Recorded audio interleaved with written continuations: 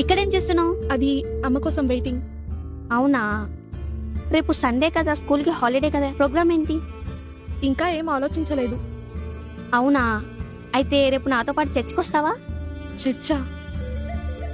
సరే వస్తాను. Thank you. అవును, స్కూల్లో అందరికిచ్చి నీకు ఇవ్వడం మర్చిపోయాను. ఏంటి? తీసుకో. ఏంటిది? ఇది వెంకటేశ్వర స్వామి ప్రసాదం. వెంకటేశ్వర స్వామి ప్రసాదమా? నాకొద్దు. ఎందుకొద్దు? మేము దేవుడిని నమ్ముకున్నాం. ఇది కూడా దేవుడి ప్రసాదమే. అయినా వద్దు, ఆయన దేవుడు కాదు, సైతాన్. నేను నీ మీదున్న గౌరవంతో రేపు చర్చికి రావడానికి సిద్ధపడ్డాను. కానీ జస్ట్ మా దేవుడి ప్రసాదం తినమంటే దేవుడు కాదు సైతాన్ అంటున్నావు. అంటే మీకు టేక్ రెస్పెక్టే కానీ గివ్ రెస్పెక్ట్ లేదా? నీతో పాటు మీ చర్చికి రావాలి, కానీ నాతో పాటు గుడికి రావు. కనీసం మా ప్రసాదం కూడా తినవు.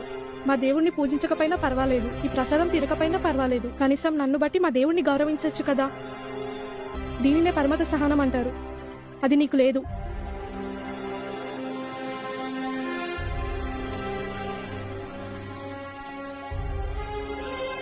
ఓయ్, ఒక్కటి గుర్తుపెట్టుకో, హిందువులంటే ఓర్పు సహనం మౌనంగా ఉంటారనుకుంటున్నావేమో. మేము నిద్రపోతున్న సింహాలం, లేపద్దు. మా ఆత్మగౌరవం ఒక్క పిలుపుతో భారతదేశం దద్దరిల్లిపోతుంది. అదే జై శ్రీరామ్.